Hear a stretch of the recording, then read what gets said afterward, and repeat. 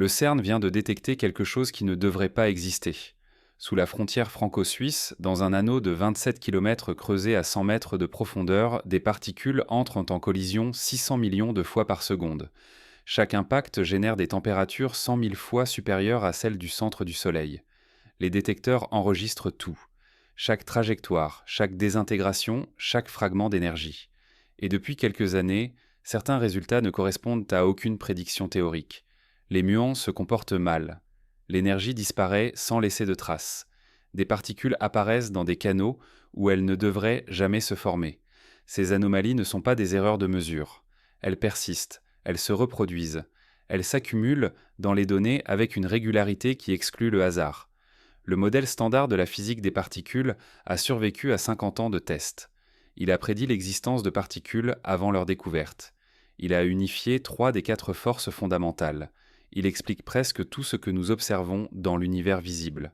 Presque. Car sous la surface de cette théorie triomphante se cache une collection de problèmes non résolus. La matière noire reste invisible.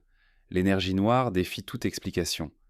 La masse du boson de Higgs place notre univers dans un état de métastabilité où tout pourrait s'effondrer en un instant. Et maintenant, les données du CERN révèlent des fissures dans les fondations mêmes de notre compréhension. Ces anomalies pourraient marquer le début d'une révolution scientifique, ou elles pourraient simplement indiquer que nous avons atteint les limites de ce que nos théories peuvent expliquer. Une chose est certaine, quelque chose ne fonctionne pas comme prévu. Et comprendre ce qui se passe sous terre en Suisse pourrait redéfinir tout ce que nous pensions savoir sur la réalité. Comment une variation presque imperceptible peut-elle révéler une faille dans l'édifice entier de la physique moderne ? Au CERN, la recherche commence toujours par la mesure. Avant toute interprétation, avant toute hypothèse, il y a des chiffres, des courbes, des signaux bruts. Chaque collision de particules produit un déluge de données, un enregistrement détaillé de trajectoires, d'énergie, de temps de désintégration. Les détecteurs qui entourent les points d'impact fonctionnent comme des caméras tridimensionnelles capables de suivre le passage de fragments invisibles à l'œil humain. Ils captent des traces électriques, des impulsions lumineuses, des signatures magnétiques.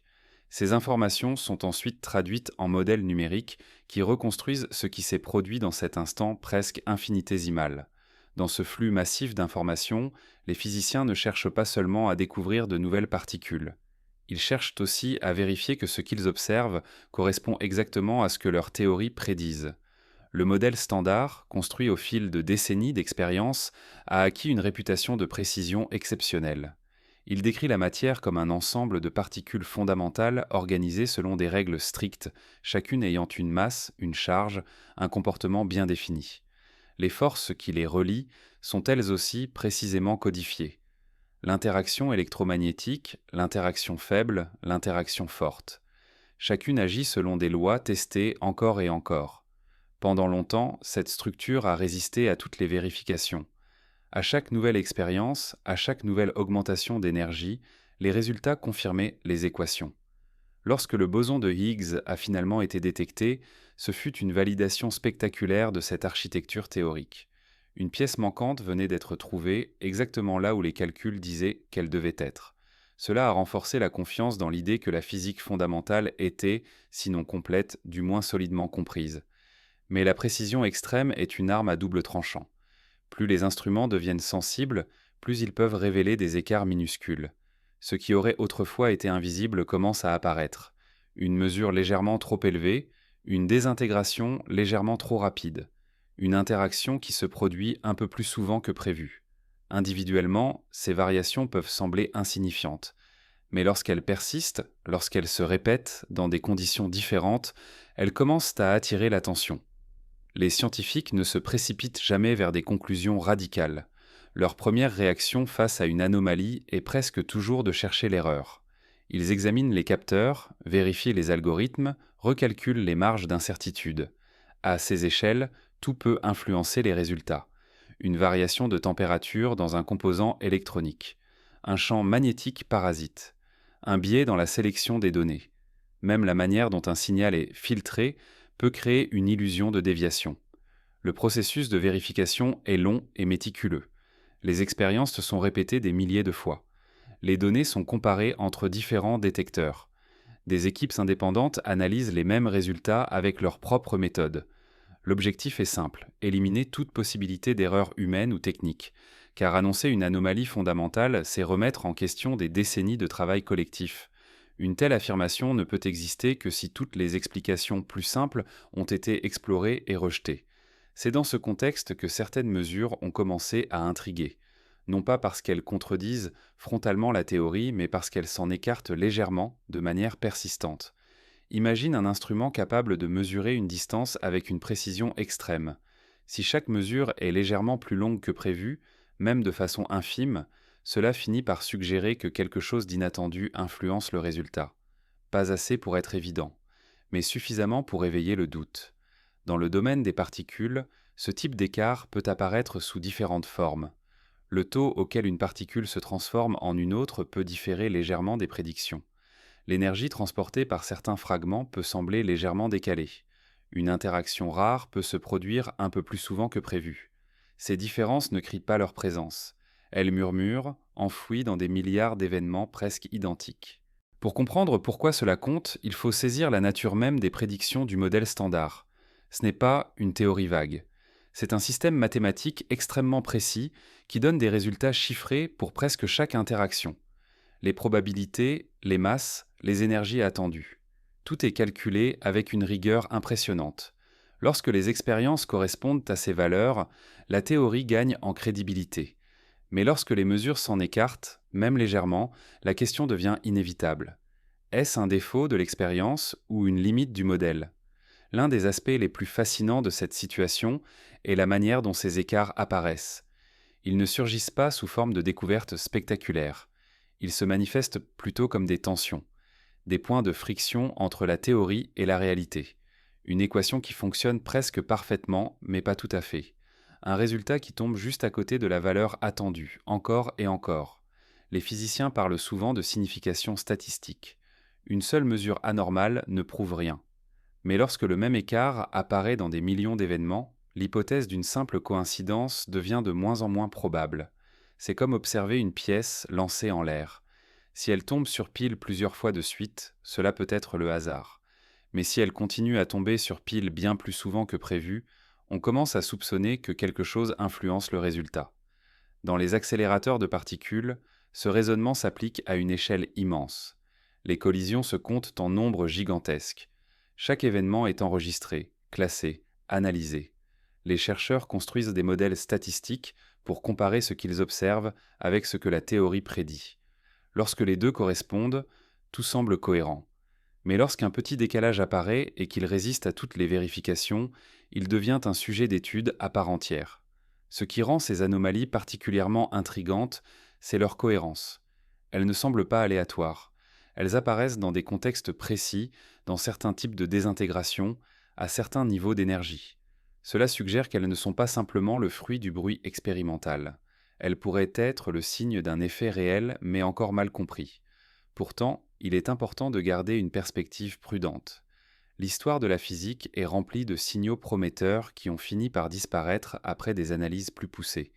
Des anomalies qui semblaient annoncer de nouvelles lois se sont parfois révélées être des erreurs subtiles. Un capteur mal calibré, une hypothèse implicite dans un algorithme, une interprétation trop rapide. Chaque fois, la communauté scientifique a appris à se méfier de l'enthousiasme prématuré. Mais parfois, une anomalie persiste. Elle résiste aux corrections, aux améliorations, aux tests indépendants. Elle devient un point fixe dans un océan de données. C'est dans ces moments-là que la science avance vraiment, car une déviation peut être le premier signe que la théorie actuelle n'est qu'une approximation. Une description valable dans certaines conditions, mais incomplète à un niveau plus profond. Ce qui est en jeu ici dépasse la simple découverte d'une nouvelle particule. Si certaines mesures s'écartent réellement des prédictions, cela pourrait signifier que le modèle standard, malgré son succès, ne décrit pas toute la réalité. Il pourrait manquer un élément.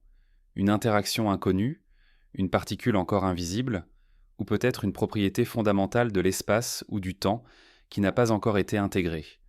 Les chercheurs commencent alors à poser des questions plus larges. Si une constante physique semble légèrement différente dans certaines conditions, cela remet en cause l'idée même qu'elle soit constante. Si certaines interactions se produisent différemment selon le contexte, cela suggère qu'il pourrait exister des influences encore non identifiées. Chaque possibilité ouvre une nouvelle voie de recherche. Pour l'instant, rien n'est certain. Les données sont encore en cours d'analyse. Les expériences continuent. Les instruments sont améliorés. Le processus est lent, méthodique, rigoureux. Mais quelque chose a changé. L'idée que la physique fondamentale soit complètement comprise paraît un peu moins solide qu'avant.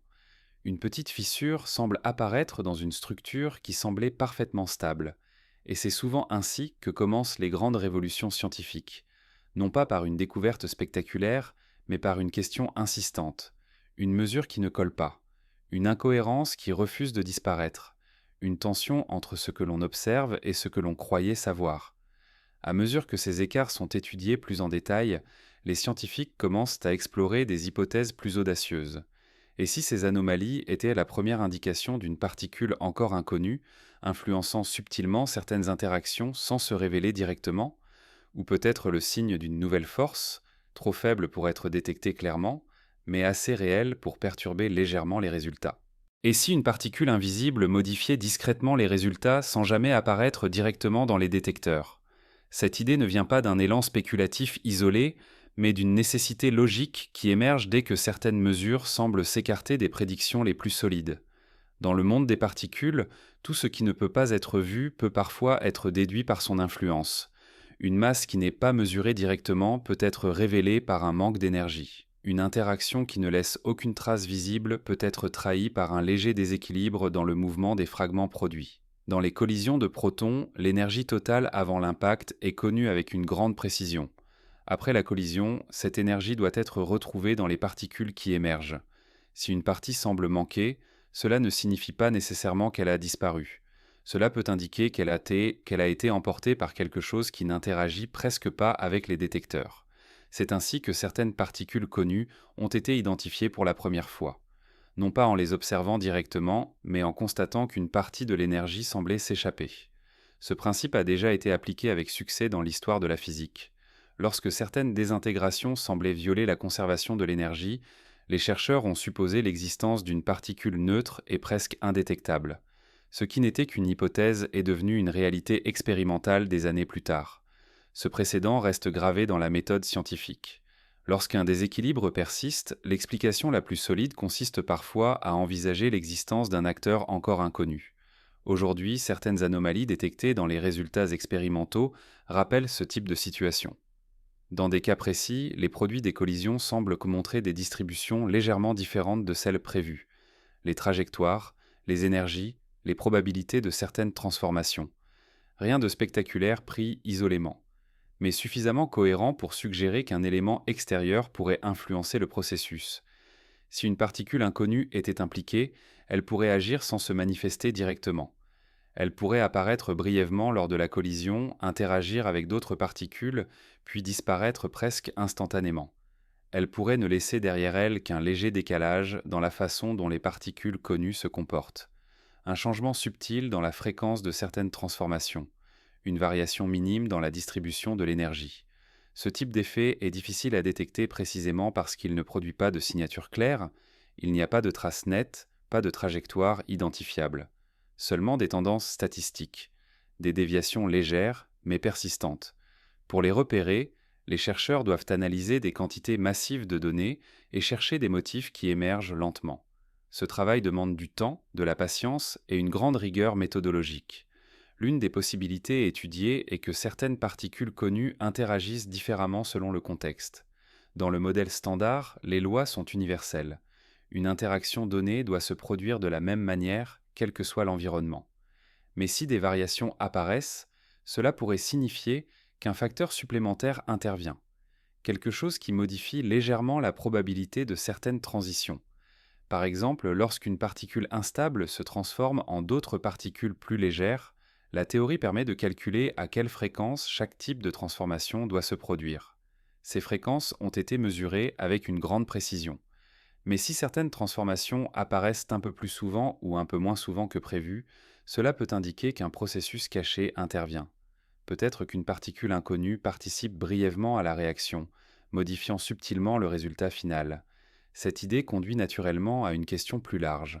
Le modèle standard est remarquablement efficace pour décrire les interactions connues, mais il ne prétend pas tout expliquer. il ne dit rien sur la matière noire, qui semble représenter une grande partie de la masse de l'univers. Il ne décrit pas non plus complètement la gravité à l'échelle quantique. Il fonctionne comme un cadre solide, mais clairement incomplet. Si une nouvelle particule existait, elle pourrait faire partie d'un domaine encore invisible de la physique. Elle pourrait interagir faiblement avec la matière ordinaire, ce qui expliquerait pourquoi elle n'a pas été détectée directement jusqu'à présent. Elle pourrait exister à des énergies élevées, n'apparaissant que brièvement dans les collisions les plus intenses. Ou elle pourrait être omniprésente, mais presque totalement indifférente aux instruments conçus pour capter les interactions habituelles. L'idée d'une particule fantôme n'est pas seulement une image, c'est une hypothèse technique sérieuse. Une entité qui n'interagit presque pas avec la matière pourrait traverser les détecteurs sans laisser de traces. Pourtant, sa présence pourrait influencer la façon dont d'autres particules se comportent. Elle pourrait modifier les équilibres, changer les probabilités, introduire de légères asymétries. Ces asymétries sont particulièrement importantes. Dans un univers parfaitement symétrique, certaines interactions devraient se produire avec la même fréquence dans des conditions opposées. Mais si des différences apparaissent, cela peut signifier qu'un facteur caché brise cette symétrie. Et lorsqu'une symétrie fondamentale est brisée, cela ouvre la porte à de nouvelles lois physiques. Ce type de réflexion s'inscrit dans une longue tradition scientifique. Chaque fois que la physique a semblé complète, de nouvelles observations ont révélé des couches plus profondes. Les atomes semblaient indivisibles jusqu'à ce que les électrons soient découverts. Les noyaux semblaient fondamentaux jusqu'à ce que les protons et les neutrons révèlent leur structure interne. À chaque étape, ce qui paraissait être une fin s'est transformé en nouveau départ. Aujourd'hui, les chercheurs se demandent si les particules que nous considérons comme fondamentales sont vraiment les briques ultimes de la matière. Peut-être qu'elles sont elles-mêmes influencées par des structures encore plus profondes, peut-être qu'elles interagissent avec un champ ou une entité que nous ne comprenons pas encore complètement, une influence qui ne se révèle que par de légers écarts dans les données. Pour explorer ces possibilités, les physiciens utilisent des modèles théoriques qui étendent le cadre actuel. Ils imaginent des particules supplémentaires, des dimensions supplémentaires, des interactions nouvelles. Ces idées ne sont pas choisies au hasard. Elles sont construites pour expliquer précisément les anomalies observées. Chaque modèle propose une explication différente pour les écarts mesurés.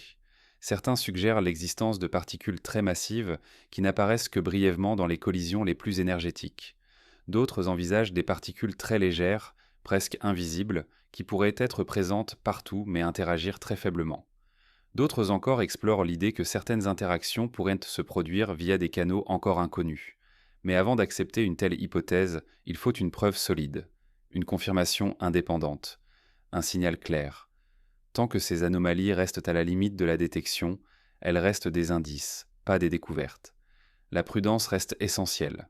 Chaque détail doit être vérifié, chaque possibilité alternative examinée.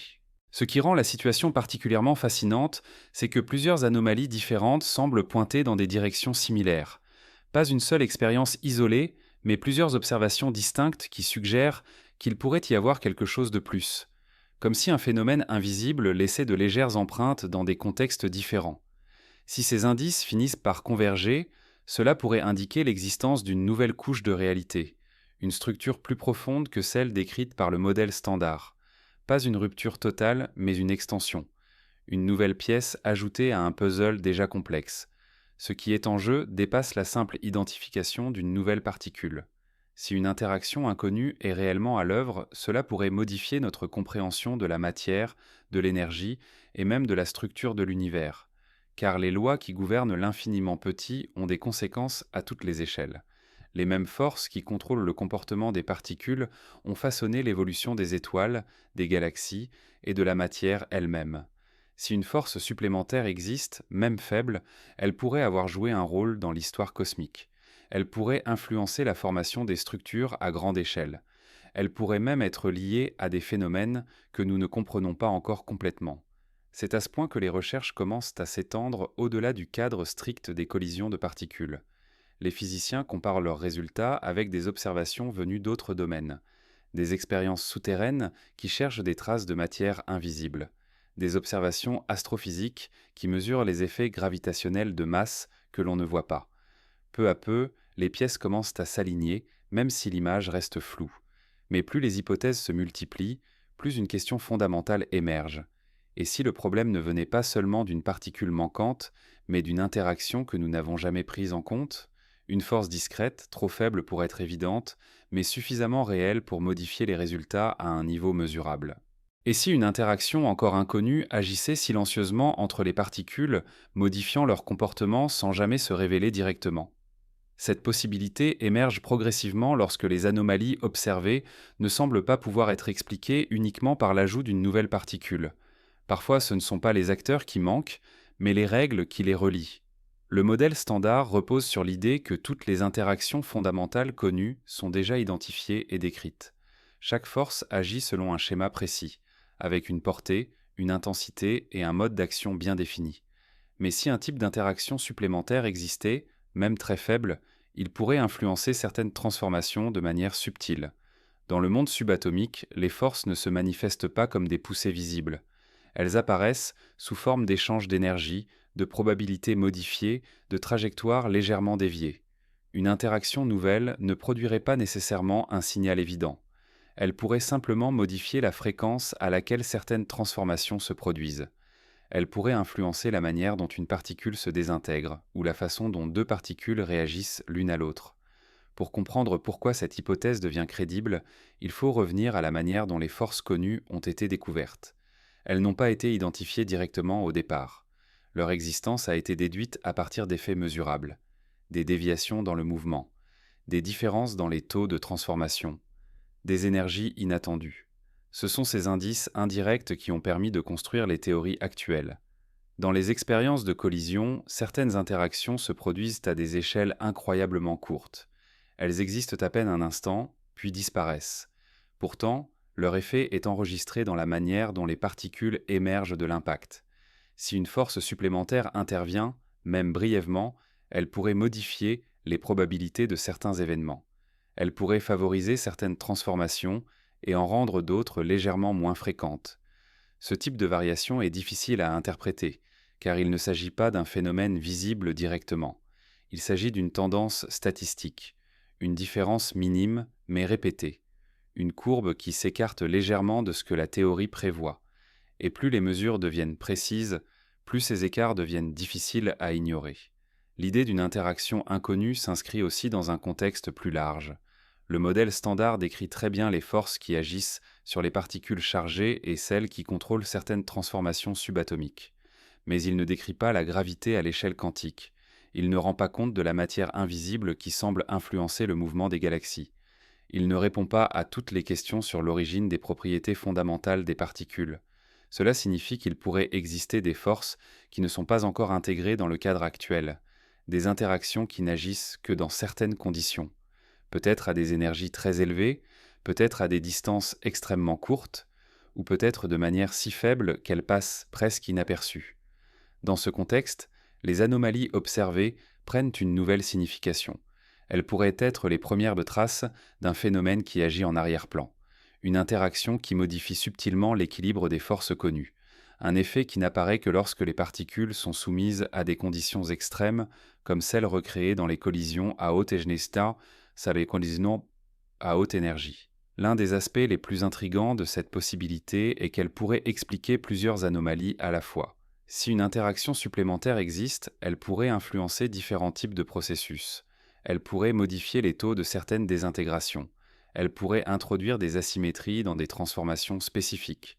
Elle pourrait même affecter la manière dont certaines particules se comportent dans des champs intenses. Mais pour qu'une telle hypothèse soit prise au sérieux, il faut des indices cohérents.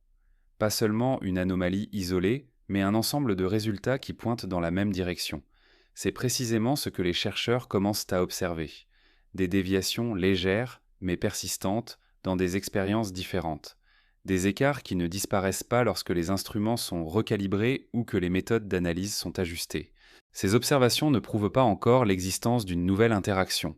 Elles suggèrent simplement que quelque chose manque dans la description actuelle, une pièce invisible qui influence le comportement des particules sans se manifester directement. Et plus les analyses avancent, plus cette possibilité devient difficile à écarter complètement. Pour explorer cette idée, les physiciens utilisent des modèles théoriques qui introduisent de nouvelles forces possibles. Certaines seraient portées par des particules extrêmement massives, n'apparaissant que dans des conditions très énergétiques. D'autres seraient associés à des particules très légères, présentes partout mais presque indétectables. Dans chaque cas, l'objectif est de reproduire les anomalies observées à partir de principes cohérents. Ces modèles ne sont pas des inventions arbitraires, ils sont construits pour être testables. Chaque interaction hypothétique produit des effets spécifiques. Elle modifie certaines probabilités. Elle crée des signatures indirectes. Les chercheurs peuvent alors comparer ces prédictions avec les données expérimentales. Si un modèle correspond mieux aux observations que le modèle standard seul, il gagne en crédibilité. Mais ce processus est long et exigeant. Il faut accumuler suffisamment de données pour réduire les incertitudes. Il faut comparer les résultats entre différents détecteurs, différentes méthodes, différentes équipes. Chaque étape vise à éliminer la possibilité que l'anomalie soit simplement le résultat d'une fluctuation statistique. Ce qui rend la situation particulièrement captivante, c'est que ces recherches ne se limitent pas à un seul domaine. Les expériences menées dans les accélérateurs sont comparées avec celles réalisées dans des laboratoires souterrains protégés des interférences extérieures. Là, les chercheurs tentent de détecter des interactions rares qui pourraient révéler l'existence de forces inconnues. Dans l'espace, les observations astrophysiques fournissent d'autres indices. Les mouvements des galaxies, les structures à grande échelle, la distribution de la matière. Tout cela pourrait être influencé par des interactions encore invisibles. Peu à peu, une idée se dessine. Peut-être que la physique actuelle décrit seulement une partie des forces qui structurent la réalité. Peut-être qu'il existe un réseau plus vaste d'interactions dont certaines n'apparaissent que dans des conditions extrêmes. Si c'est le cas, les anomalies détectées pourraient être les premiers indices de cette structure cachée. Cela amène les chercheurs à reconsidérer certaines hypothèses fondamentales. Les constantes physiques sont-elles vraiment constantes dans toutes les conditions? Les symétries que nous considérons comme universelles le sont-elles réellement? Ou bien pourraient-elles être légèrement brisées par des influences encore inconnues? Lorsqu'une symétrie est parfaite, les lois de la physique restent identiques sous certaines transformations. Mais si cette symétrie est imparfaite, même légèrement, cela peut révéler l'existence d'une force ou d'un mécanisme supplémentaire. Les anomalies observées pourraient être le reflet de ce type de brisure subtile, une indication que l'univers est un peu plus complexe que ce que nos équations actuelles suggèrent. À ce stade, il est encore trop tôt pour tirer des conclusions définitives. Les données continuent d'être analysées, les modèles continuent d'être testés. Mais une chose est certaine, la simple possibilité qu'une interaction inconnue soit à l'œuvre pousse la recherche dans de nouvelles directions. Elle oblige à examiner chaque détail, chaque mesure, chaque hypothèse avec une attention renouvelée. Car si une force supplémentaire existe réellement, même très faible, elle pourrait avoir des implications profondes. Elle pourrait influencer la formation de la matière. Elle pourrait jouer un rôle dans l'évolution de l'univers. Elle pourrait même être liée à des phénomènes que nous observons sans encore les comprendre pleinement. Et si cette interaction agit à une échelle encore plus fondamentale, elle pourrait modifier notre compréhension même de l'espace et du temps, comme si les anomalies détectées n'étaient que les premières traces d'une structure plus profonde cachée au cœur du vide quantique.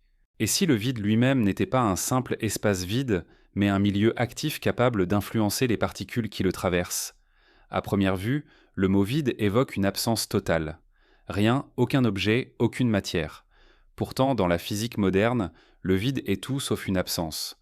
Il est rempli de fluctuations, d'énergie fugitive, de champs qui existent même lorsque rien de visible n'est présent. Cette idée peut sembler abstraite, mais elle est solidement ancrée dans les observations expérimentales. Lorsqu'on examine l'espace à l'échelle subatomique, le vide n'est jamais parfaitement calme. Des paires de particules apparaissent et disparaissent en permanence, existant brièvement avant de s'annuler. Ces phénomènes ne sont pas observables directement comme des objets isolés, mais leurs effets sont mesurables. Ils modifient légèrement l'énergie des particules réelles. Ils influencent certaines interactions. Ils créent un arrière-plan dynamique qui n'est jamais totalement silencieux. Dans les accélérateurs de particules, ces effets deviennent particulièrement importants. Lorsqu'une collision se produit, elle ne se déroule pas dans un espace parfaitement neutre. Elle se produit dans un environnement où ces fluctuations quantiques sont toujours présentes. Elles peuvent influencer les trajectoires, les énergies, les probabilités de transformation. La plupart du temps, ces influences sont déjà prises en compte dans les calculs. Elles font partie du cadre théorique établi. Mais si certaines propriétés du vide sont encore mal comprises, cela pourrait introduire des variations subtiles dans les résultats. Le vide pourrait ne pas être uniforme. Il pourrait avoir des structures ou des comportements qui ne sont pas encore entièrement décrits. Dans ce cas, les anomalies observées dans certaines expériences pourraient être liées non pas à une particule spécifique ou à une force nouvelle, mais à la nature même du milieu dans lequel toutes les interactions se produisent. Cette idée devient plus crédible lorsqu'on considère que le vide joue déjà un rôle dans la physique des particules. Le champ associé au boson de Higgs, par exemple, remplit tout l'espace. Il influence la masse des particules. Sans lui, la matière telle que nous la connaissons n'existerait pas. Ce simple fait montre que le vide n'est pas un simple décor. C'est un acteur central dans la structure de la réalité.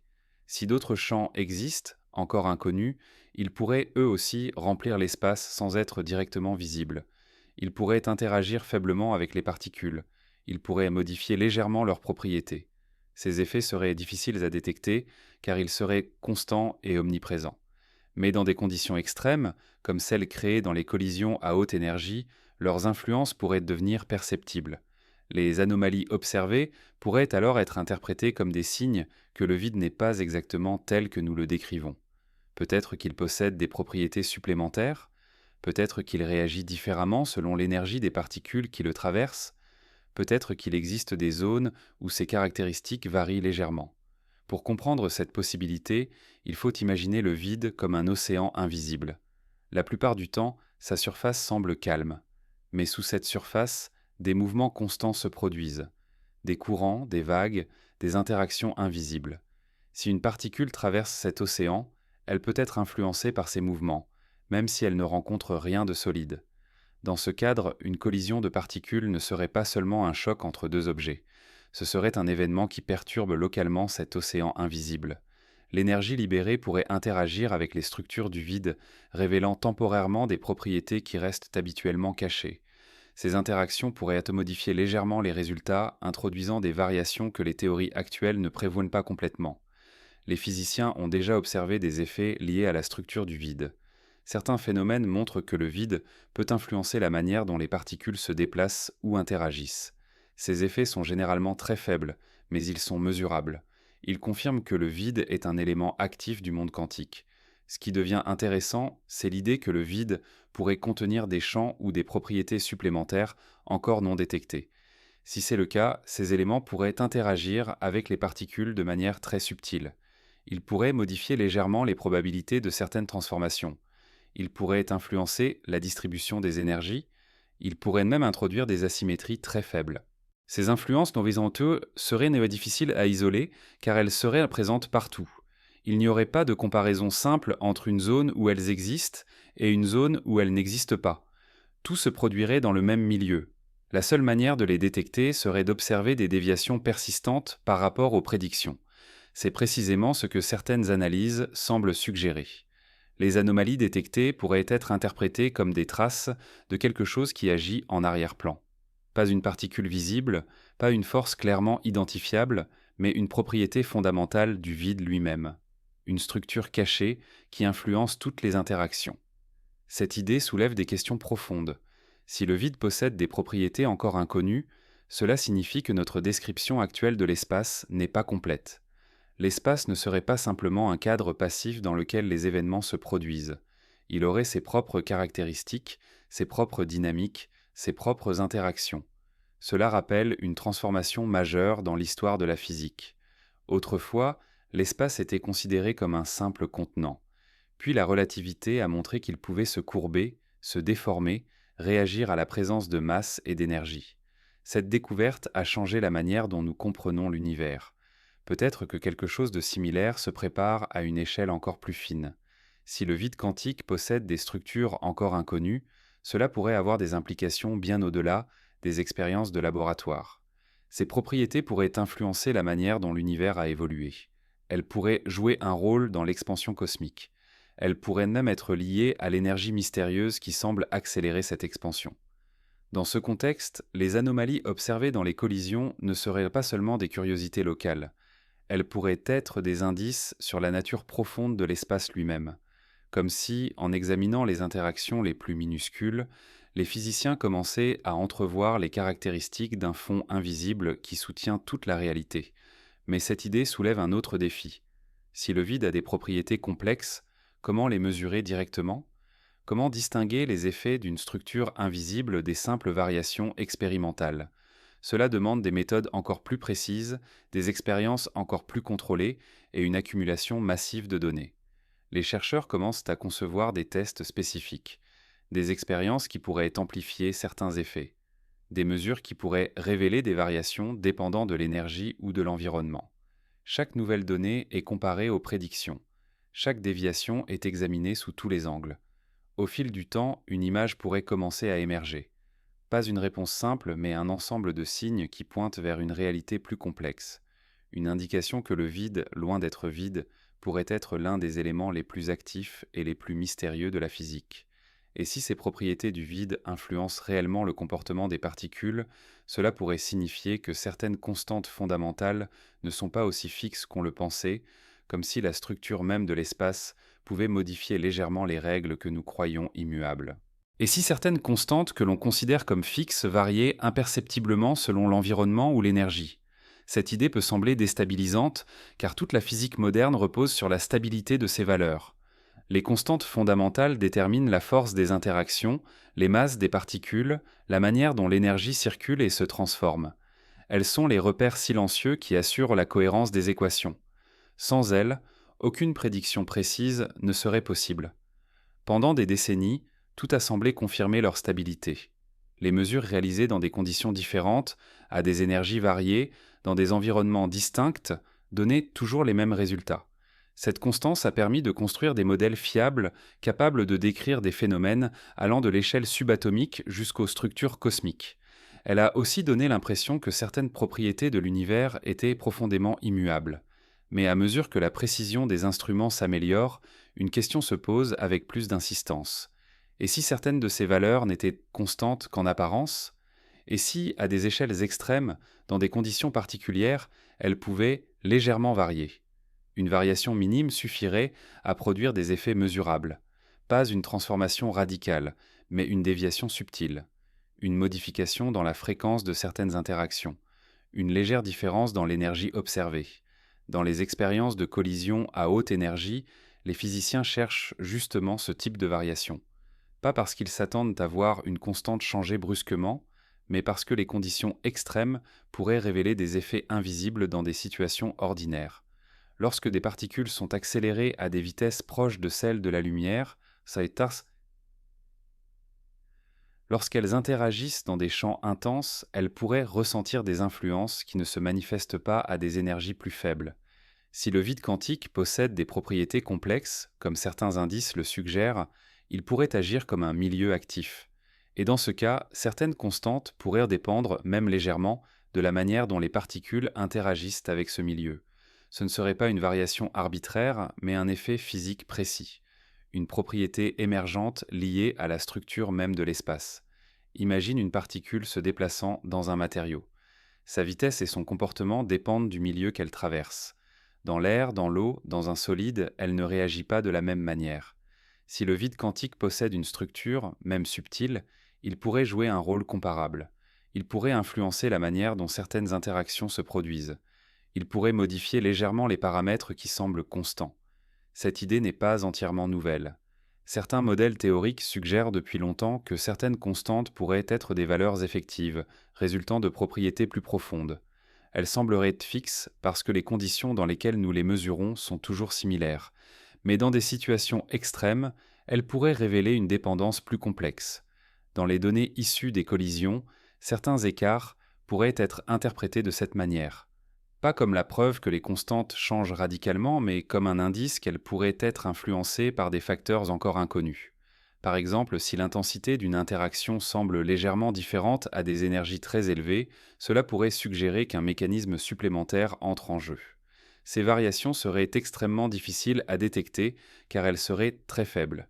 Elles se manifesteraient uniquement sous forme de différences statistiques, une probabilité légèrement modifiée, une distribution d'énergie légèrement décalée, rien de suffisamment évident pour être immédiatement reconnu comme une preuve, mais suffisamment cohérent pour susciter l'attention. L'un des défis majeurs consiste à distinguer ces effets possibles des incertitudes expérimentales.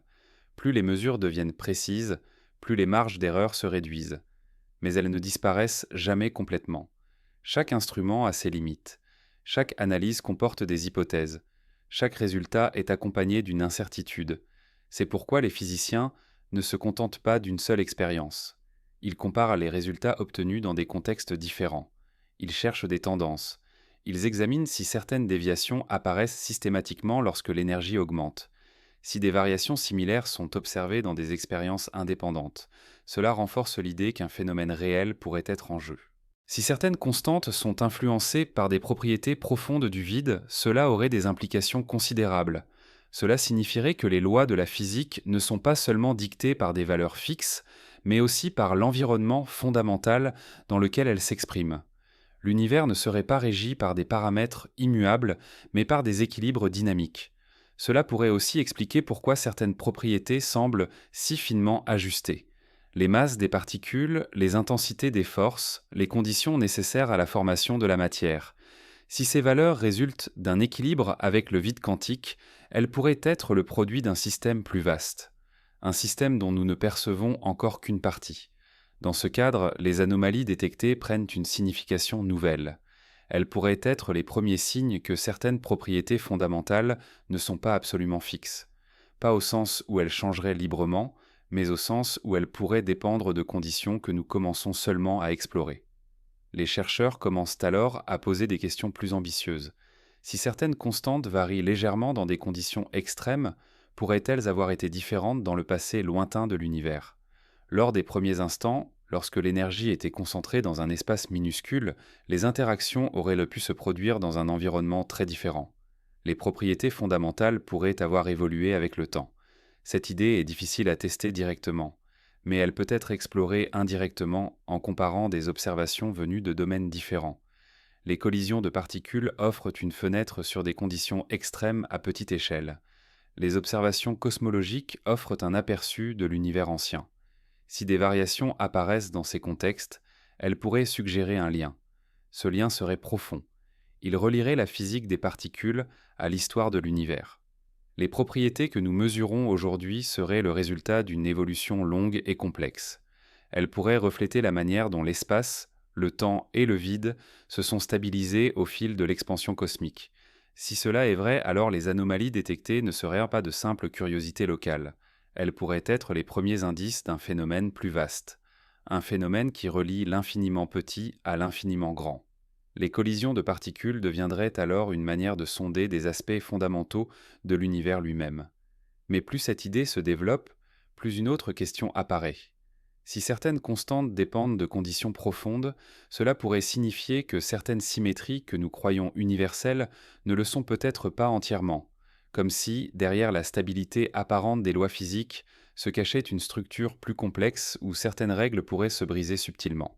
Et si certaines symétries fondamentales, que l'on croyait absolues, n'étaient que des approximations d'un ordre plus profond? Toute la physique moderne repose sur l'idée que la nature suit des régularités strictes.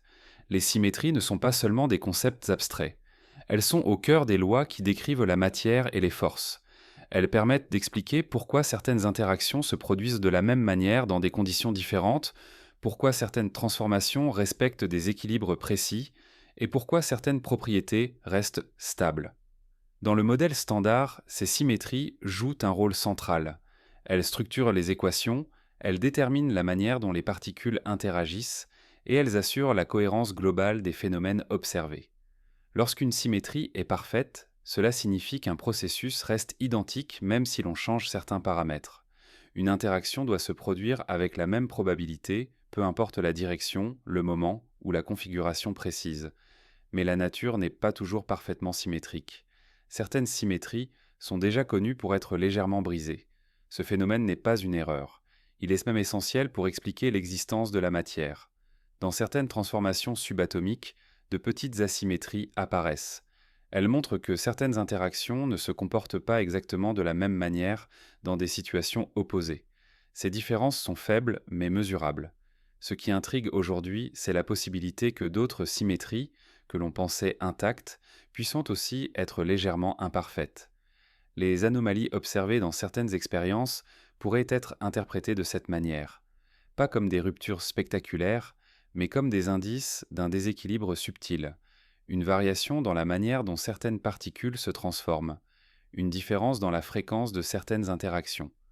Pour comprendre l'importance de cette idée, il faut saisir ce que signifie une symétrie en physique. C'est une règle profonde qui relie différents aspects d'un phénomène. Elle garantit que certaines propriétés restent constantes lorsque l'on change de perspective. Elle donne une stabilité aux lois de la nature. Lorsqu'une symétrie est respectée, les équations restent valables dans des conditions variées. Mais lorsqu'une symétrie est brisée, même légèrement, cela peut révéler l'existence d'un mécanisme plus profond, comme si la structure que nous observons n'était qu'une approximation d'un ordre plus complexe. Les asymétries connues aujourd'hui ont déjà transformé notre compréhension de la matière. Elles ont permis d'expliquer pourquoi l'univers contient plus de matière que d'antimatière. Sans ces différences subtiles, la matière telle que nous la connaissons n'existerait pas. Si d'autres asymétries existent, encore invisibles, elles pourraient avoir des conséquences tout aussi importantes. Elles pourraient modifier la manière dont certaines particules se comportent. Elles pourraient influencer l'évolution de certains systèmes. Elles pourraient même être liées à des phénomènes encore inexpliqués. Dans les données issues des collisions, certaines déviations pourraient en correspondre à ce type d'effet. Des transformations qui se produisent légèrement plus souvent dans un sens que dans un autre. Des distributions qui ne sont pas parfaitement équilibrées. Rien d'assez évident pour être immédiatement reconnu comme une preuve, mais suffisamment cohérent pour attirer l'attention. Ce qui rend ces observations particulièrement intéressantes, c'est qu'elles pourraient être liées à des structures profondes. Une symétrie brisée n'apparaît pas sans raison. Elle indique qu'un mécanisme agit en arrière-plan. Un champ, une interaction ou une propriété du vide qui modifie légèrement l'équilibre des forces. Cela amène les chercheurs à envisager que le modèle standard, malgré sa précision, ne capture peut-être qu'une partie de la réalité. Il décrit les symétries visibles, celles qui dominent à notre échelle. Mais il pourrait exister des niveaux plus profonds où ces symétries ne sont qu'approximatives, comme une surface qui semble lisse de loin, mais qui révèle des structures plus complexes lorsqu'on l'examine de près. Dans ce cadre, les anomalies détectées pourraient être les premiers signes d'une structure plus vaste, une indication que les règles que nous croyons universelles ne sont peut-être que des cas particuliers, une manifestation locale d'un système plus complexe qui se révèle seulement dans des conditions extrêmes. Si certaines symétries se brisent légèrement à haute énergie, cela pourrait signifier que les lois de la physique évoluent avec l'échelle. À des niveaux ordinaires, elles semblent stables et régulières. Mais à des niveaux plus profonds, elles pourraient être influencées par des facteurs que nous ne percevons pas encore. Cela pourrait expliquer pourquoi certaines anomalies apparaissent seulement dans des expériences très précises. Cette idée relie directement la physique des particules à des questions fondamentales sur la structure de l'univers. Les symétries ne concernent pas seulement les interactions subatomiques. Elles sont liées à la manière dont l'espace et le temps eux-mêmes sont organisés. Si certaines symétries sont imparfaites, cela pourrait indiquer que la structure de l'espace n'est pas parfaitement uniforme. Cela nous ramène à une question encore plus profonde. Si les lois que nous observons émergent de symétries plus fondamentales, alors leur brisure pourrait révéler des propriétés cachées de la réalité, comme si, en observant ces petites imperfections, les physiciens commençaient à entrevoir la forme d'un cadre plus large. Mais pour confirmer une telle hypothèse, il faut des preuves solides. Les asymétries doivent être observées de manière répétée. Elles doivent apparaître dans des expériences différentes. Elles doivent résister à toutes les tentatives d'explication alternatives. Ce processus demande du temps, des données et une précision extrême. Au fur et à mesure que les analyses progressent, les chercheurs commencent à comparer les résultats issus de différents types d'expériences. Les collisions de particules offrent des informations directes sur les interactions fondamentales. Les observations astrophysiques fournissent des indices sur les structures à grande échelle. Si des asymétries similaires apparaissent dans ces contextes différents, cela pourrait suggérer un lien profond. Ce lien pourrait relier les phénomènes microscopiques à l'évolution de l'univers. Les symétries brisées à petite échelle pourraient avoir influencé la formation de la matière, la structure des galaxies et même la dynamique de l'expansion cosmique. Cela transformerait la manière dont nous comprenons la relation entre l'infiniment petit et l'infiniment grand.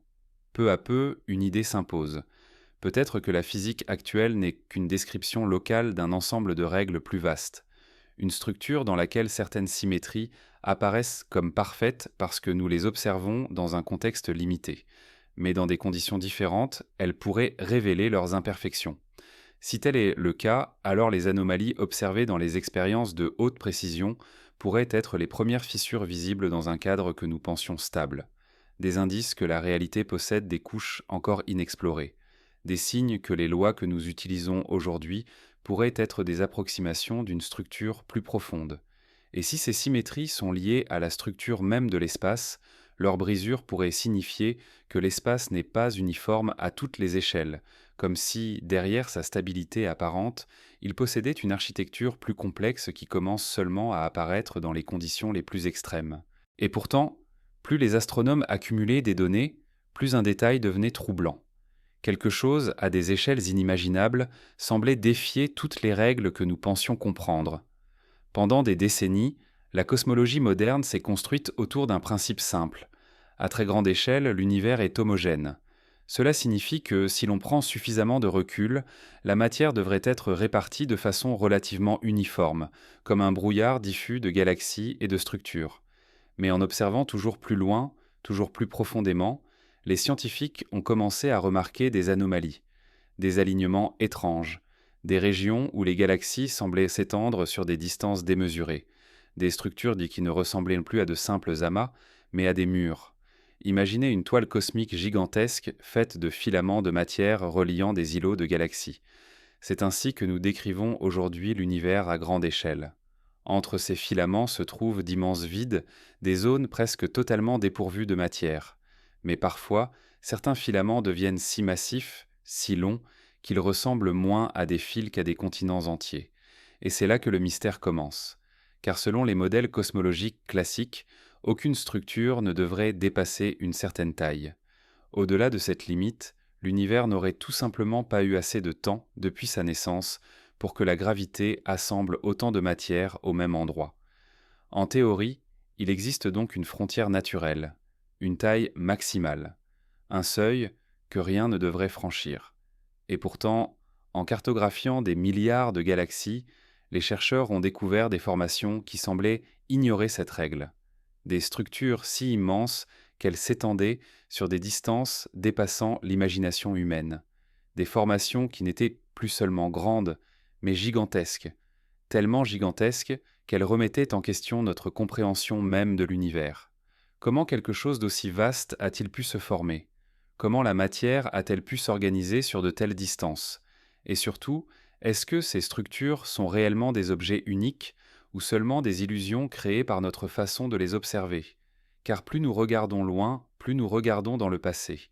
Chaque galaxie que nous voyons est une image figée dans le temps. Et en reliant ces images, en traçant des lignes entre des points lumineux séparés par des milliards d'années-lumière, nous essayons de reconstruire un puzzle cosmique presque impossible à assembler. Mais parfois, au cœur de ce puzzle, certaines formes apparaissent. Des formes trop grandes, trop cohérentes, trop parfaites. Comme si, à une échelle inimaginable, l'univers avait dessiné quelque chose que nous n'arrivons pas encore à expliquer. C'est dans ce contexte que les premières ces véritables cartes de l'univers ont commencé à changer notre vision du cosmos. Pendant longtemps, les astronomes observaient le ciel comme une succession de pointes isolées. Des galaxies ici, des amas là, quelques structures remarquables, mais rien qui laissait imaginer une organisation globale. Puis, tout a basculé lorsque les relevés à grande échelle ont commencé. En utilisant des télescopes capables de mesurer la position de centaines de milliers, puis de millions de galaxies, les scientifiques ont commencé à tracer une carte tridimensionnelle de l'univers proche. Et ce qu'ils ont découvert n'était pas un chaos, c'était une structure. Peu à peu, un motif est apparu. Les galaxies n'étaient pas réparties au hasard.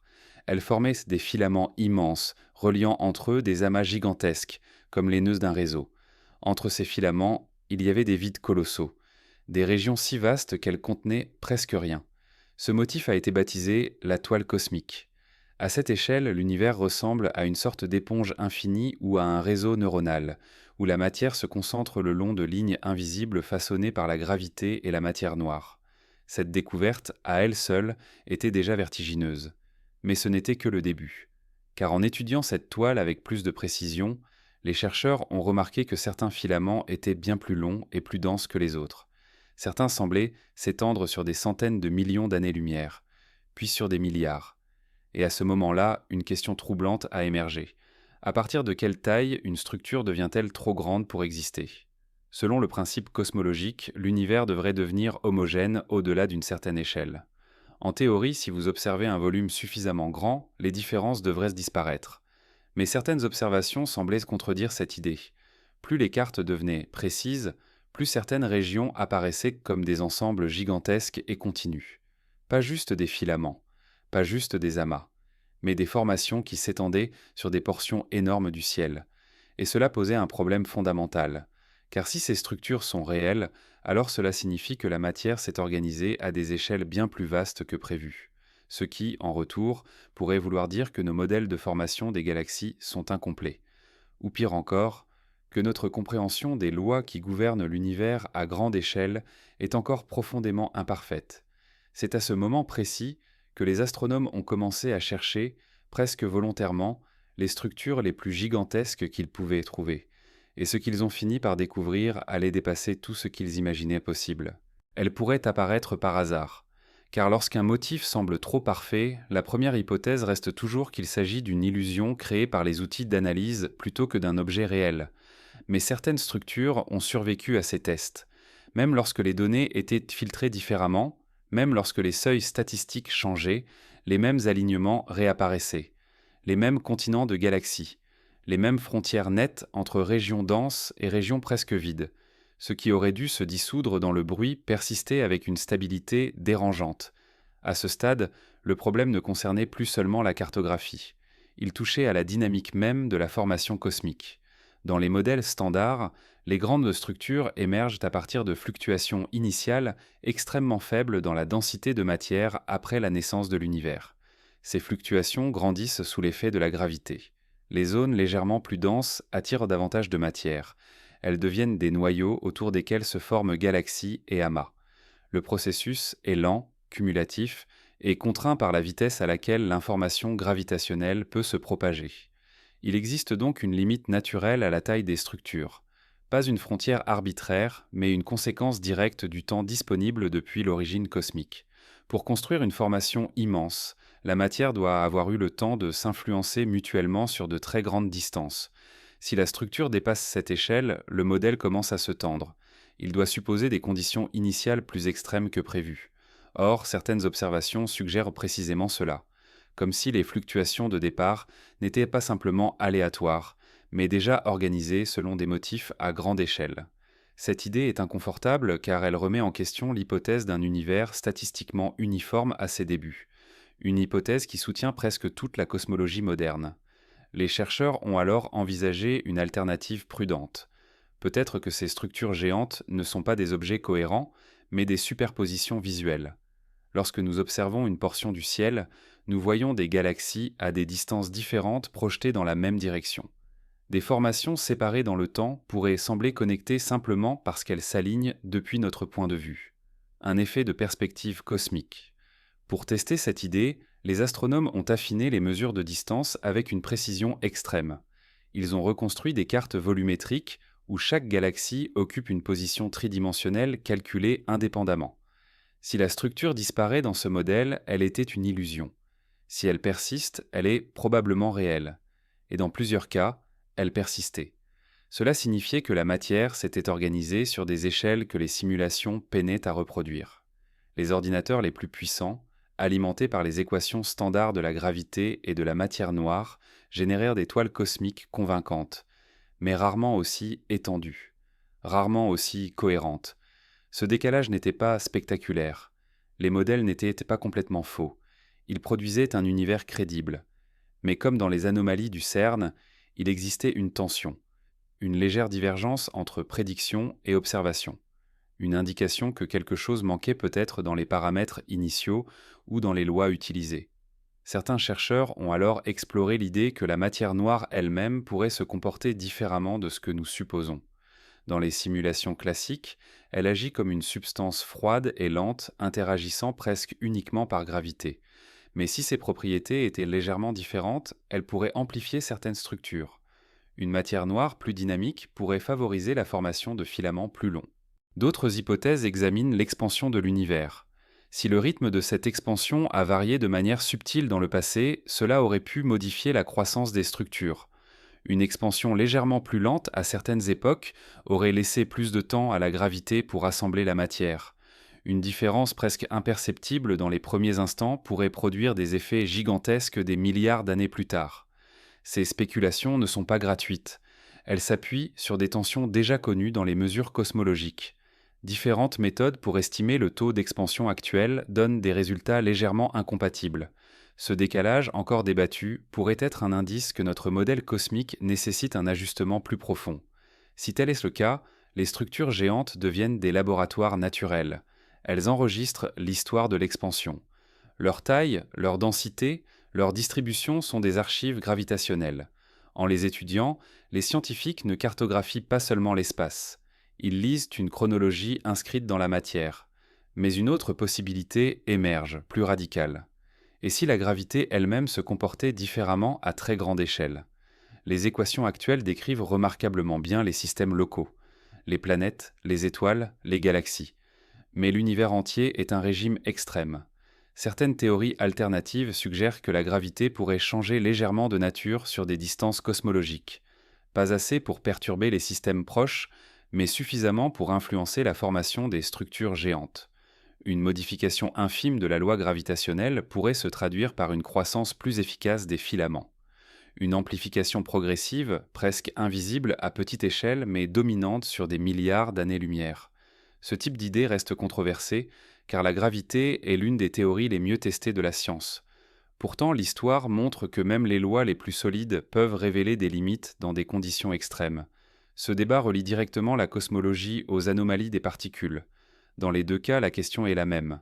Les lois que nous utilisons sont-elles complètes ou seulement approximatives dans un certain domaine? Les accélérateurs sondent l'infiniment petit. Les télescopes sondent l'infiniment grand. Et dans ces deux extrêmes, de légères tensions apparaissent. Il devient alors tentant de se demander si ces fissures sont indépendantes ou liées. Si une interaction inconnue existe au niveau quantique, pourrait-elle aussi influencer la dynamique cosmique? Si la structure du vide possède des propriétés inattendues, pourrait-elle se manifester à la fois dans les collisions de particules et dans la formation des galaxies? Cette possibilité n'implique pas une révolution immédiate. Elle suggère plutôt une continuité, comme si deux domaines de la physique, longtemps étudiés séparément, commençaient à révéler des anomalies compatibles. Pas une preuve, mais un écho. Un motif récurrent indiquant que notre description actuelle pourrait être une approximation d'un cadre plus vaste. Les scientifiques avancent avec prudence. Chaque nouvelle observation est soumise à un examen sévère. Les cartes sont améliorées. Les simulations sont affinées. Les détecteurs deviennent plus sensibles.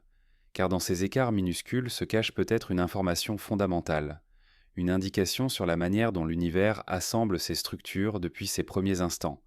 Et plus les données s'accumulent, plus une idée s'installe silencieusement. Peut-être que l'univers n'est pas simplement plus grand que prévu. Peut-être qu'il est structuré selon des règles légèrement différentes de celles que nous avons extrapolées à partir de nos observations locales. Si ces règles changent avec l'échelle, cela signifierait que les lois physiques ne sont pas uniformes dans leur manifestation. Elles pourraient émerger d'un niveau plus profond où les paramètres évoluent subtilement. Une architecture cachée qui relie la physique des particules à la géométrie cosmique. Dans ce cas, les fissures détectées au CERN et les continents de galaxies ne seraient pas des phénomènes isolés. Ils seraient deux expressions d'un même déséquilibre, deux fenêtres ouvertes sur une couche de réalité que nous commençons seulement à percevoir.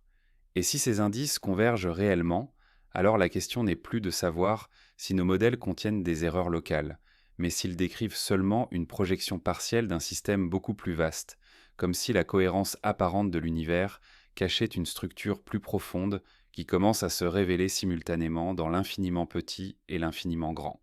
Comme si la cohérence apparente de l'univers cachait une structure plus profonde, les chercheurs se retrouvent face à une difficulté conceptuelle rarement discutée en dehors des cercles spécialisés. Nos théories ne décrivent jamais directement la réalité. Elles décrivent des régularités mesurées, des relations entre grandeurs observables. Tant que ces relations tiennent, le modèle fonctionne. Mais lorsqu'une tension apparaît, même minime, cela ne signifie pas immédiatement que la théorie est fausse. Cela signifie qu'elle est incomplète dans un domaine précis. Dans l'histoire de la science, ces moments de tension ont souvent précédé des révisions majeures. La mécanique classique décrivait parfaitement le mouvement des objets quotidiens. Pourtant, à grande vitesse et à très petite échelle, elle a montré ses limites. La relativité et la mécanique quantique n'ont pas détruit l'ancienne physique. Elles l'ont intégrée comme un cas particulier, une approximation valable dans certaines conditions. Les anomalies actuelles pourraient jouer un rôle similaire. Elles ne signalent pas nécessairement l'effondrement du modèle standard ou de la cosmologie moderne. Elles suggèrent plutôt que ces cadres pourraient être des versions locales d'une théorie plus générale. Une théorie qui, dans la plupart des situations, se réduit exactement aux équations connues, mais qui, dans des conditions extrêmes, révèle des corrections subtiles. Ce type de transition est difficile à accepter intuitivement, car les théories actuelles sont extraordinairement efficaces. Les technologies modernes reposent sur elles. Les satellites, les lasers, l'électronique, les horloges atomiques. Tout fonctionne avec une précision remarquable. Cela donne l'impression que la description fondamentale est achevée. Pourtant, la précision pratique n'est pas une preuve de complétude ontologique. Une carte peut être parfaite pour naviguer localement tout en restant inexacte à l'échelle planétaire. Les physiciens abordent donc ces fissures comme des zones de transition, des frontières où les approximations commencent à céder. L'objectif n'est pas de remplacer brutalement les théories existantes, mais d'identifier les termes manquants. Les petites corrections qui deviennent visibles uniquement lorsque les instruments atteignent un seuil de sensibilité inédit. Dans les accélérateurs, ce seuil est franchi par la précision statistique. Des milliards de collisions réduisent le bruit jusqu'à exposer des écarts minuscules. En cosmologie, le seuil est franchi par l'échelle. Observer des milliards de galaxies révèle des motifs invisibles dans des volumes plus restreints. Dans les deux cas, la stratégie est la même. Pousser les mesures jusqu'à ce que la théorie soit testée dans ses marges. Ce qui rend la situation actuelle unique, c'est la convergence temporelle de ces tensions. Pendant des décennies, la physique des particules et la cosmologie ont progressé sur des trajectoires presque indépendantes. Aujourd'hui, elles semblent atteindre simultanément des limites similaires, des écarts statistiques d'un côté, des structures improbables de l'autre, comme si deux chemins expérimentaux différents rencontraient la même frontière conceptuelle. Cela amène certains chercheurs à reconsidérer une hypothèse ancienne mais persistante, l'idée qu'il existe une couche plus fondamentale que les particules et les champs décrits actuellement, une structure sous-jacente à partir de laquelle émergent les lois connues. Dans ce cadre, les constantes, les symétries et même l'espace pourraient être des propriétés effectives, stables dans la plupart des contextes mais dérivées d'un système plus profond. Une analogie utile est celle de la matière ordinaire. À grande échelle, un solide semble continu. Sa surface paraît lisse. Mais à l'échelle microscopique, il est constitué d'atomes en mouvement. Les propriétés macroscopiques émergent de cette structure discrète. La rigidité, la température, la conduction électrique ne sont pas des entités fondamentales. Ce sont des comportements collectifs. Certains physiciens se demandent si l'espace-temps lui-même pourrait être analogue à un matériau émergent. Pas une substance au sens classique, mais une organisation d'éléments plus primitifs. Si c'est le cas, alors à des échelles extrêmes, cette structure pourrait se manifester. Les anomalies observées seraient comparables à des fissures dans un cristal révélant le réseau interne. Cette idée reste spéculative, mais elle possède une cohérence interne.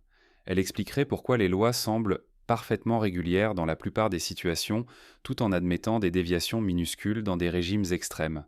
Les régularités seraient des moyennes statistiques d'un système sous-jacent. Et lorsque l'on sonde suffisamment finement, les fluctuations deviennent visibles. Les recherches actuelles tentent de traduire cette intuition en modèles testables. Certains cadres théoriques décrivent l'espace comme un réseau quantique discret. D'autres le conçoivent comme un champ émergent issu d'entrelacements informationnels. Dans ces approches, les particules ne sont plus des briques ultimes. Elles deviennent des excitations d'une structure plus profonde. Si une telle description est correcte, elle pourrait relier naturellement les anomalies du CERN et les tensions cosmologiques. Les corrections quantiques à petite échelle et les déviations gravitationnelles à grande échelle seraient deux manifestations d'un même substrat. Une architecture invisible influençant la dynamique à toutes les échelles. Mais cette hypothèse impose une contrainte sévère. Elle doit reproduire exactement les succès des théories existantes dans leur domaine validé. Toute nouvelle description doit contenir le modèle standard et la relativité comme limite précise. Sans cela, elle échoue immédiatement. C'est ce qui rend la progression lente. Chaque extension doit être compatible avec un siècle de vérification expérimentale. Les scientifiques avancent donc par incréments. Ils cherchent des signatures spécifiques. des effets qui ne peuvent pas être produits par les modèles actuels, une corrélation inattendue, une violation subtile d'une symétrie, une dépendance énergétique imprévue. Chaque indice potentiel est examiné avec une rigueur extrême, car l'histoire montre que la plupart des anomalies disparaissent avec de meilleures données. Et pourtant, certaines persistent assez longtemps pour influencer la recherche théorique. Elles agissent comme des balises, des points où l'attention collective se concentre. Même si elles s'éteignent plus tard, elles forcent la communauté à explorer des régions conceptuelles nouvelles. Ce processus n'est pas un échec. C'est un moteur de créativité scientifique. À mesure que les expériences futures entrent en service, la précision augmentera encore. De nouveaux accélérateurs, de nouveaux télescopes, de nouveaux détecteurs souterrains élargiront la fenêtre d'observation. Chaque amélioration réduit l'espace où les erreurs peuvent se cacher. Soit les anomalies s'évanouiront, renforçant la robustesse des théories actuelles, soit elles se préciseront, indiquant une direction claire. Dans les deux cas, le résultat sera informatif. Une théorie qui résiste à des tests plus sévères gagne en portée. Une théorie qui doit être modifiée révèle une profondeur inattendue. La science progresse dans les deux scénarios, car ce qui compte n'est pas de préserver un modèle, mais d'augmenter la résolution de notre description du monde. Et à ce stade précis, la question n'est plus seulement de savoir si une nouvelle particule ou une nouvelle force existe, mais si la structure même de nos lois physiques pourrait émerger d'un niveau plus fondamental encore invisible, un niveau où les distinctions entre matière, espace et interaction cessent d'être séparées comme nous les concevons aujourd'hui. Un tel niveau impliquerait que les catégories que nous utilisons pour décrire la réalité ne sont peut-être pas fondamentales. Aujourd'hui, nous parlons de particules, de champs, de forces, d'espace et de temps comme d'éléments distincts. Nos équations les relient, mais elles les traitent encore comme des entités séparées. Pourtant, certaines approches théoriques suggèrent que cette séparation pourrait être une commodité de description plutôt qu'une propriété ultime de la nature. Dans plusieurs cadres modernes, la frontière entre particules et espace devient floue. Une particule peut être interprétée comme une vibration locale d'un champ, mais ces champs eux-mêmes pourraient émerger d'une structure plus abstraite, parfois décrite en termes d'informations ou de relations mathématiques plutôt que d'objets matériels. Dans ce type de vision, la géométrie de l'espace n'est plus un décor fixe. Elle devient une conséquence de relations plus profondes. Si l'espace-temps est émergent, alors ses propriétés pourraient se dépendre de l'état du substrat qui le génère. À grande échelle, ce substrat produirait une géométrie stable, continue, conforme à la relativité. À petite échelle, il pourrait révéler une granularité ou une dynamique interne. Les anomalies détectées dans les expériences extrêmes pourraient être des indices de cette transition entre deux niveaux de description. Cette idée change la manière dont on interprète une fissure théorique. Ce n'est plus simplement une erreur dans une équation. C'est potentiellement le signal qu'un niveau de réalité devient accessible expérimentalement. Comme lorsque les premiers au microscope ont révélé que la matière apparemment lisse était composée de structures invisibles à l'œil nu. Dans ce contexte, les collisions à haute énergie jouent un rôle analogue à un microscope conceptuel. Elles concentrent l'énergie dans des volumes minuscules, forçant la nature à révéler des comportements habituellement masqués. Les structures cosmiques, à l'inverse, agissent comme un télescope vers le passé. Elles montrent comment ces lois ont opéré sur des milliards d'années. Les deux approches sondent les limites de validité de nos modèles. Ce qui rend la situation particulièrement subtile, c'est que le niveau plus profond, s'il existe, pourrait ne pas se manifester par des objets simples. Il pourrait ne pas y avoir de particules supplémentaires clairement identifiables. Les signatures pourraient être diffuses, des corrélations inattendues, des dépendances d'échelle, des motifs statistiques impossibles à produire dans le cadre actuel. Les physiciens parlent parfois de phénomènes émergents pour décrire ce type de situation. Un phénomène émergent n'est pas réductible à un seul composant. Il résulte d'une organisation collective. La température d'un gaz, par exemple, n'est pas une propriété d'une molécule individuelle. C'est une mesure du comportement global. Si l'espace-temps est émergent, ses propriétés pourraient être analogues. Les constantes que nous mesurons seraient des paramètres collectifs. Cela expliquerait pourquoi elles semblent si stables. Les propriétés émergentes sont souvent robustes. Elles ne changent pas facilement parce qu'elles reflètent l'état global d'un système. Mais sous des contraintes extrêmes, le système peut révéler de nouvelles phases. Comme la matière qui change d'état sous pression ou température, l'espace pourrait manifester des régimes inattendus à très haute énergie ou à très grande échelle. Les anomalies actuelles pourraient alors être interprétées comme des indices de phase, des signes que nous approchons une frontière où le comportement effectif des lois commence à se transformer.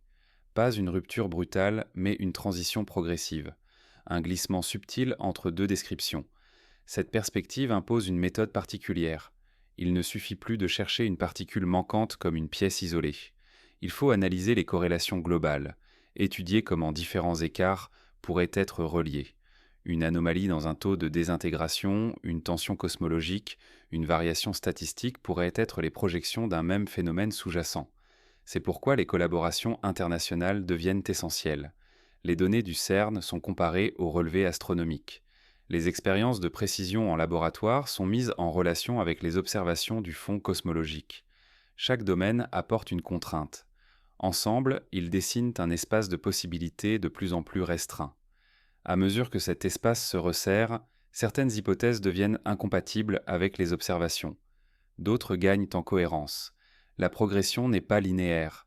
Elle ressemble davantage à une exploration où des régions entières du paysage théorique sont éliminées, laissant apparaître des couloirs étroits où une nouvelle description pourrait se loger. Ce processus peut durer des décennies. Les grandes synthèses théoriques ne surgissent pas instantanément. Elles se forment lentement par accumulation de contraintes expérimentales. Chaque mesure précise agit comme un clou fixant la structure. Petit à petit, une architecture conceptuelle devient inévitable. Et même si aucune révolution spectaculaire n'apparaît immédiatement, le simple fait que ces tensions existent transforme la pratique scientifique.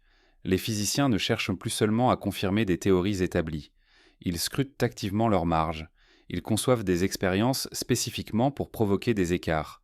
La frontière devient le lieu le plus fertile. Ce déplacement d'attention marque une étape importante. Une discipline mature n'est pas celle qui croit avoir terminé son travail. C'est celle qui connaît précisément les limites de ses modèles et organise ses efforts pour les tester. Les fissures ne sont pas des échecs.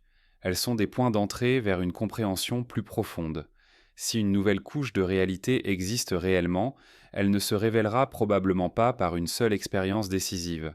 Elle émergera d'un réseau de résultats cohérents, des indices faibles mais convergents, une structure statistique impossible à ignorer. C'est ainsi que les transitions majeures se produisent, par accumulation, pas par spectacle. Et à mesure que cette accumulation progresse, une possibilité prend forme. Peut-être que ce que nous appelons les lois fondamentales ne sont que des règles effectives, valables dans la phase actuelle de l'univers, comme si la réalité elle-même possédait des niveaux d'organisation où ce que nous prenons pour des absolus n'était que des propriétés locales d'un système beaucoup plus vaste encore inexploré. Si les lois que nous mesurons sont effectivement des propriétés locales d'un système plus vaste, cela introduit une idée rarement formulée explicitement dans la physique expérimentale.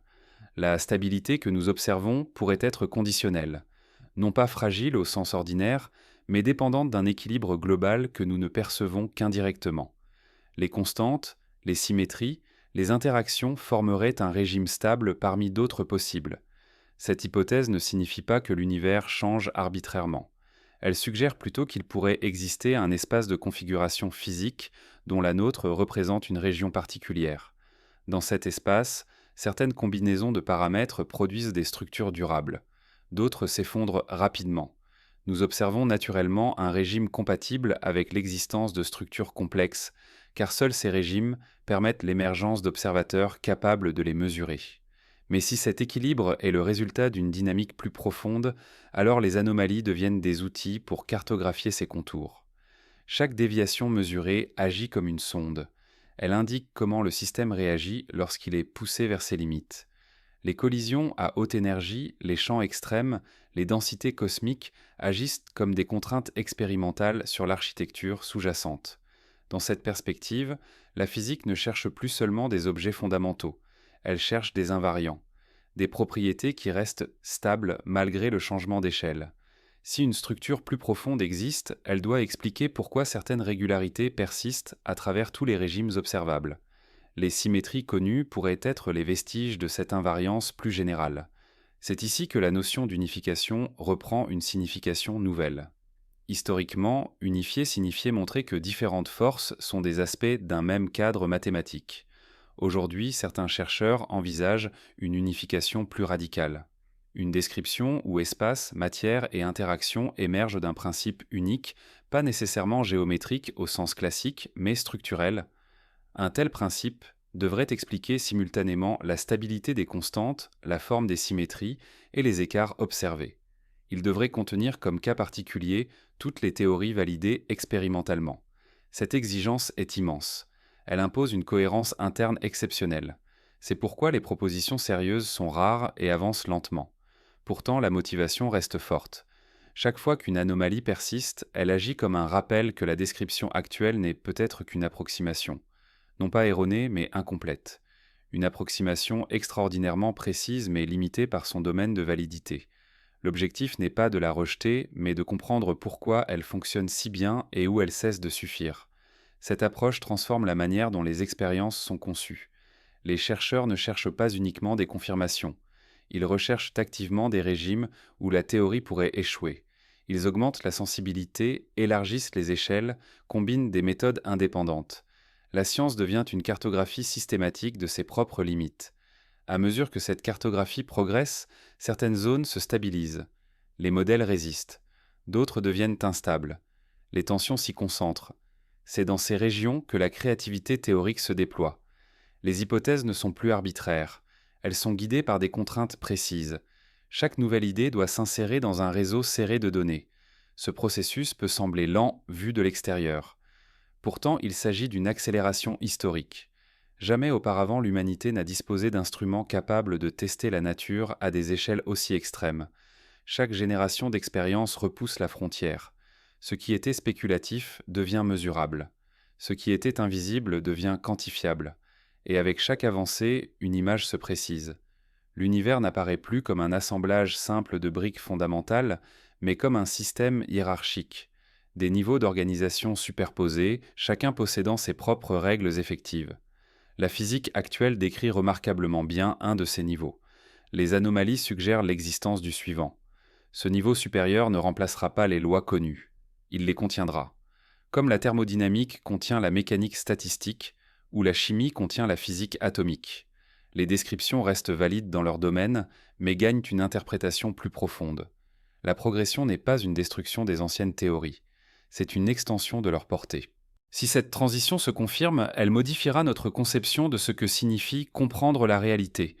Comprendre ne consistera plus seulement à identifier des composants ultimes, mais à saisir les principes d'organisation qui relient les niveaux. La question fondamentale deviendra structurelle. Pourquoi ces régimes émergent-ils? Pourquoi sont-ils stables? Et c'est précisément là que les fissures actuelles prennent tout leur sens. Elles ne sont pas de simples anomalies techniques. Elles sont peut-être les premiers indices que nous approchons une frontière conceptuelle où la description effective cède la place à une architecture plus générale, comme si l'univers révélait progressivement que ses lois les plus familières ne sont qu'une projection locale d'un ordre encore plus vaste dont nous commençons à peine à percevoir les contours. Percevoir ces contours exige une discipline intellectuelle particulière. Lorsque les données deviennent ambiguës, la tentation est forte d'y projeter des récits trop rapides. L'histoire scientifique montre que les périodes de transition attirent autant les idées fécondes que les interprétations excessives. C'est pourquoi la communauté maintient une tension constante entre imagination et contrainte expérimentale. Chaque hypothèse doit rester attachée à des mesures concrètes. Dans la pratique, cela signifie que la majorité du travail consiste à affiner des détails, réduire une incertitude, corriger un biais, améliorer un détecteur de quelques pourcents. Ces progrès semblent modestes isolément, mais ils s'accumulent. Et c'est souvent cette accumulation qui transforme une suspicion vague en signal robuste. Les grandes révisions théoriques reposent presque toujours sur des améliorations techniques patientes. Au CERN, par exemple, une part importante de la recherche ne concerne pas la découverte spectaculaire, mais la stabilité des instruments, la température, les champs magnétiques, la synchronisation temporelle. À ces échelles, un décalage minuscule peut imiter un phénomène nouveau. Éliminer ces illusions demande une ingénierie extrême. La frontière entre physique fondamentale et technologie avancée devient indistincte. En cosmologie, la situation est similaire. Les cartes de galaxies dépendent de calibrations complexes. Les capteurs doivent distinguer des signaux faibles parmi un bruit immense.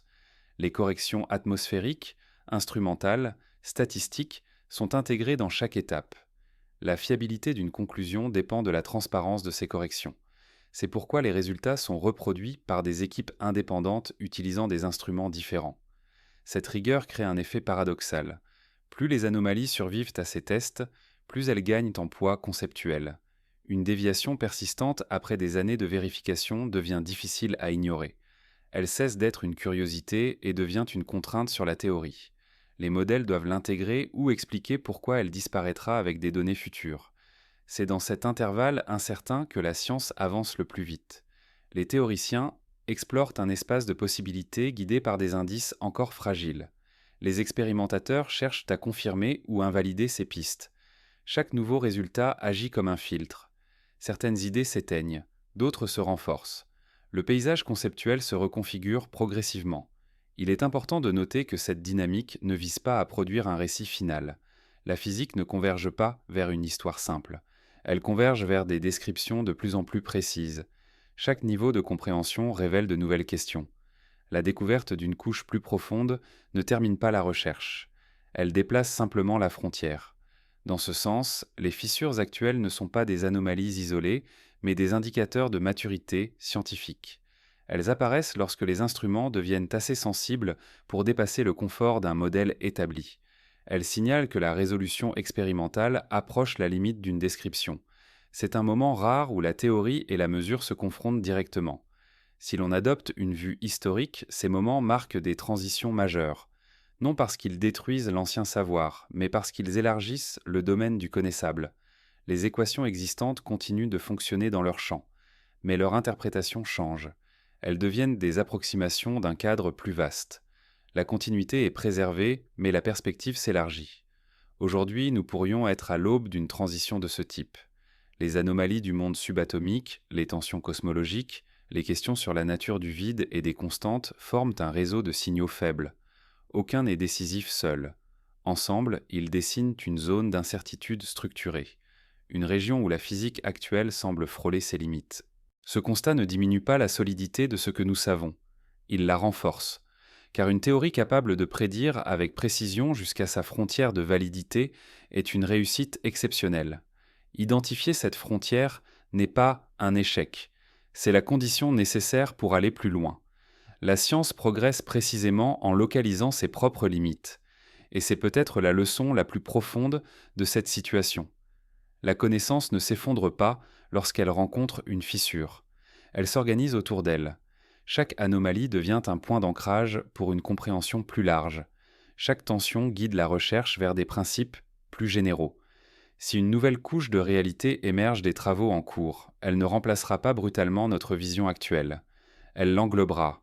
Elle expliquera pourquoi les lois connues fonctionnent si bien et pourquoi elles commencent à se tendre dans des régimes extrêmes.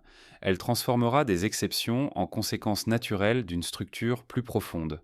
Et lorsque cette structure deviendra suffisamment claire, ce que nous appelons aujourd'hui des fissures apparaîtra peut-être rétrospectivement comme les premiers indices cohérents d'une architecture cachée que la physique moderne commençait tout juste à entrevoir, comme si l'univers, à travers ces écarts minuscules mais persistants, révélait patiemment la présence d'un ordre plus vaste que nos théories actuelles n'ont fait qu'effleurer.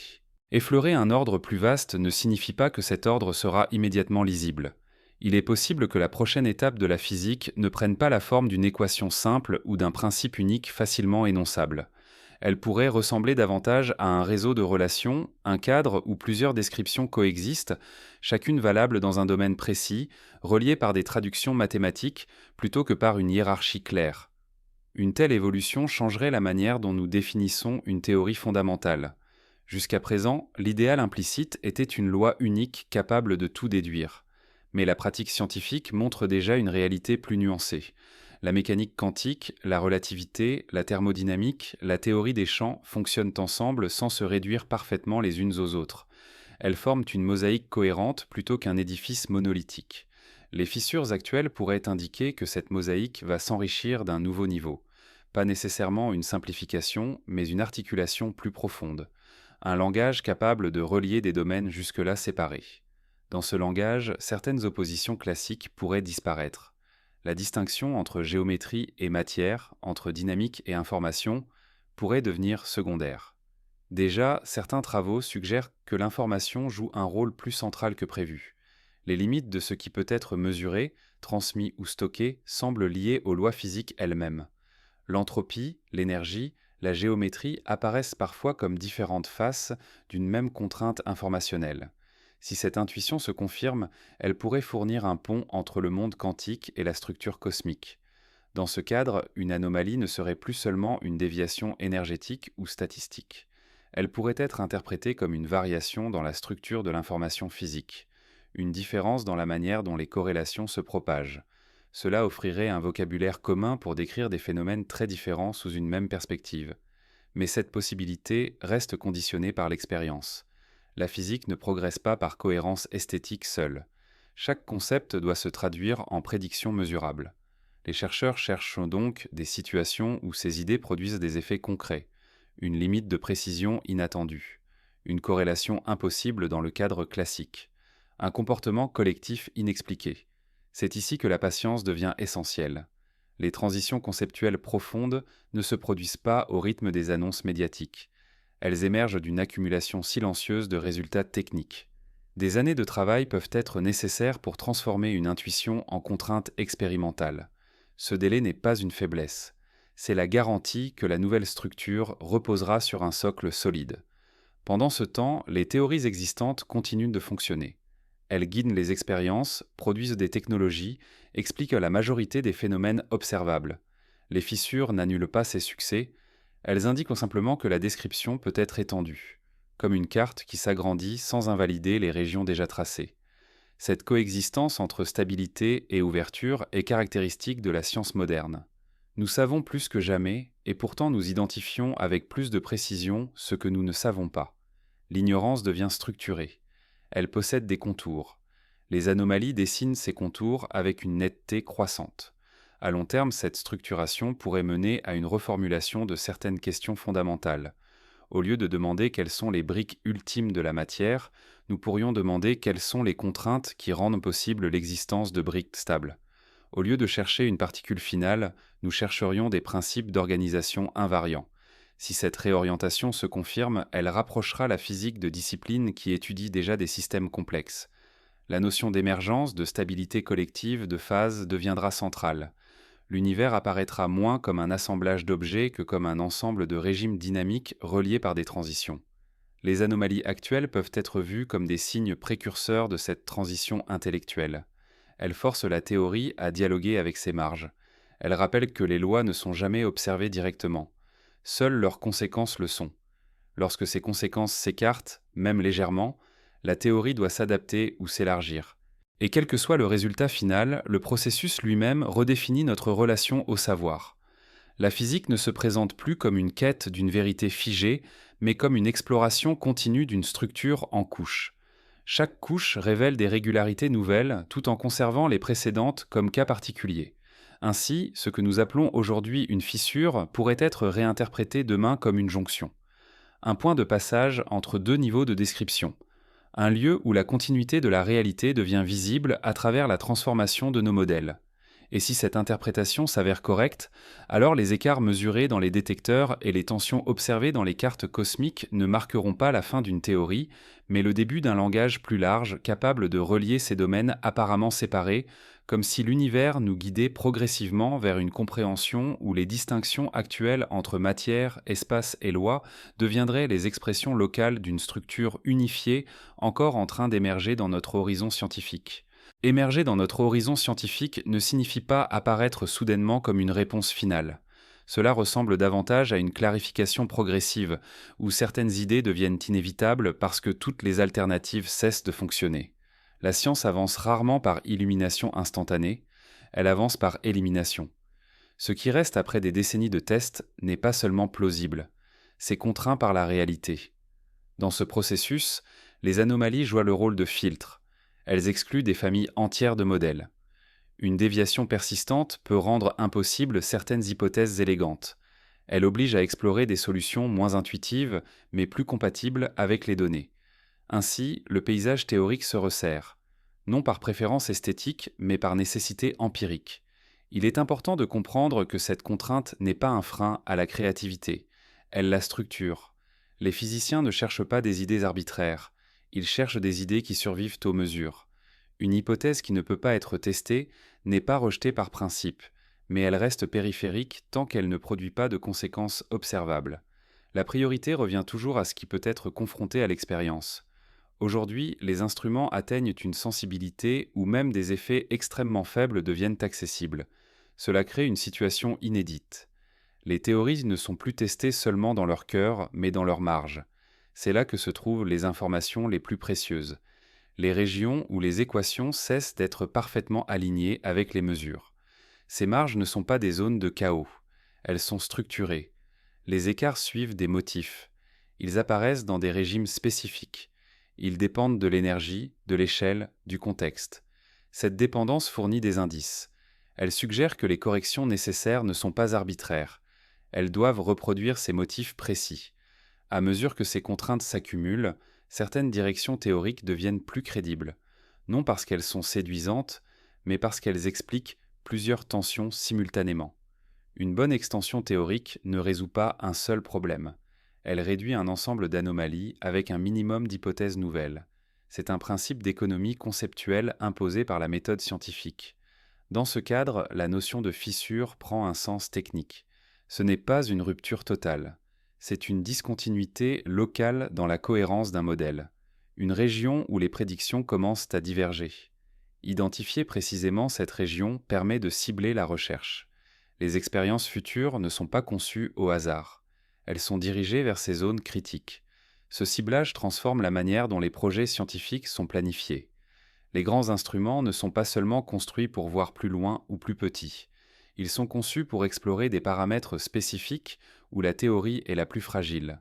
Chaque nouveau détecteur agit comme une question précise posée à la nature.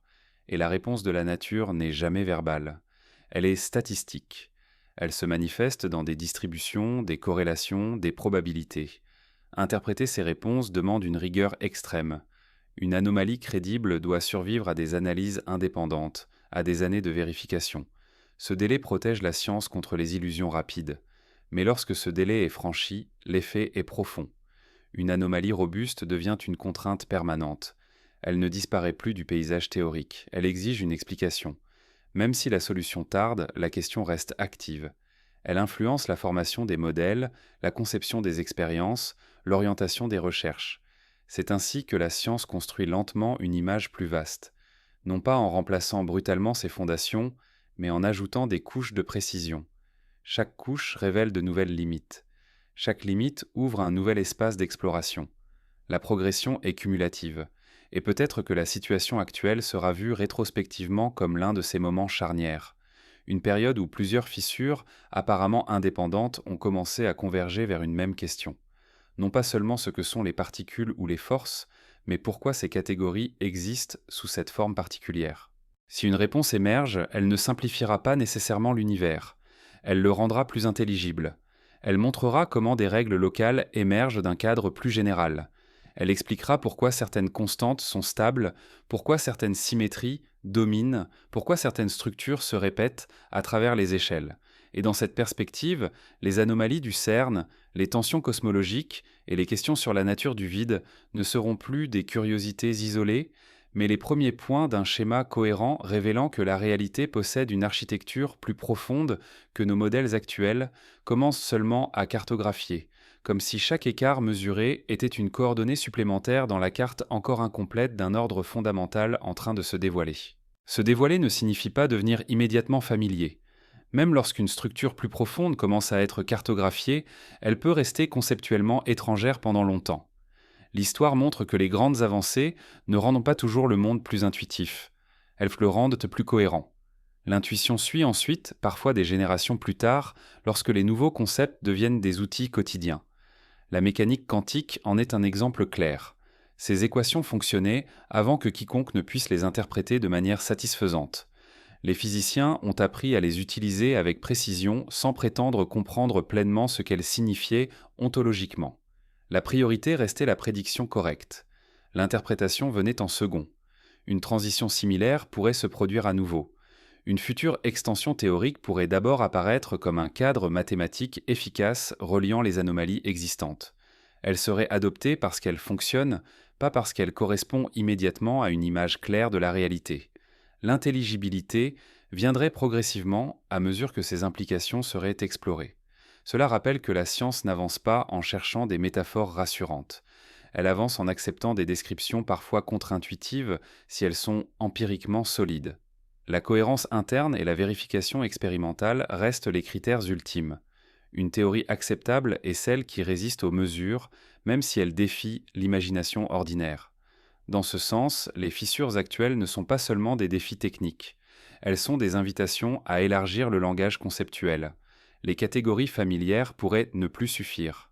De nouveaux concepts seront nécessaires pour décrire des régimes où la distinction entre objet, interaction et espace devient moins nette. Déjà, certains domaines de recherche utilisent des outils mathématiques où ces distinctions disparaissent.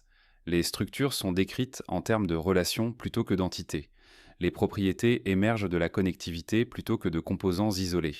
Ce type de description pourrait devenir central si les anomalies pointent vers une réalité plus relationnelle que matérielle au sens classique.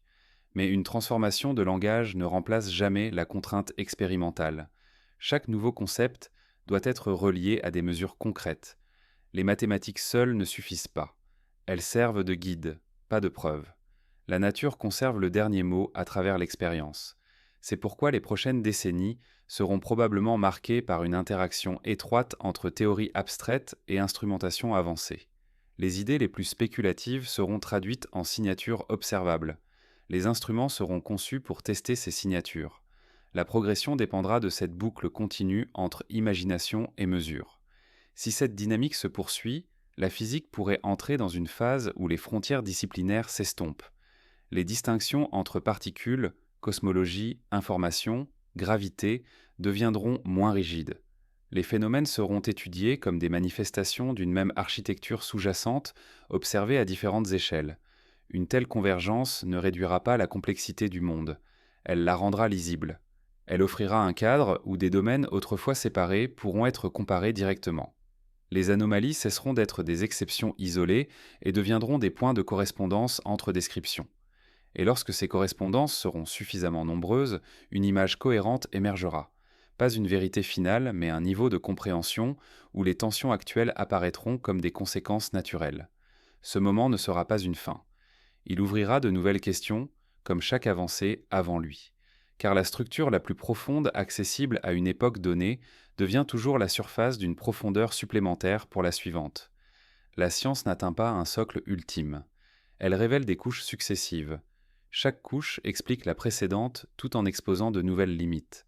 Ainsi, les fissures que nous observons aujourd'hui pourraient être vues comme la ligne de contact entre deux couches de description, une frontière active où l'ancienne image reste valable mais où la suivante commence à transparaître, un lieu de superposition plutôt que de rupture. Et si cette frontière continue de se préciser, alors ce que nous appelons actuellement des anomalies deviendra peut-être la charnière conceptuelle autour de laquelle s'articulera la prochaine phase de la physique, comme si l'univers, en résistant légèrement à nos modèles les plus précis, nous indiquait non pas une erreur fatale, mais la direction d'un approfondissement encore inachevé de notre compréhension.